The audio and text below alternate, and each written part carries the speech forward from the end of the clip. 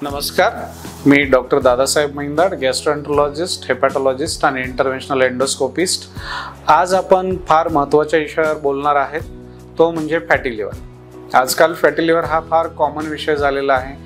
आपण सहज कुठल्या तरी कारणासाठी सोनोग्राफी करतो आणि बऱ्याचशा पेशंटच्या सोनोग्राफीमध्ये फॅटी लिव्हर येतं, ज्याच्यामध्ये वेगवेगळ्या प्रकारे लिहिलेलं असतं, ग्रेड 1, ग्रेड 2, ग्रेड 3, ग्रेड 4 असं फॅटी लिव्हर लिहिलेलं असतं।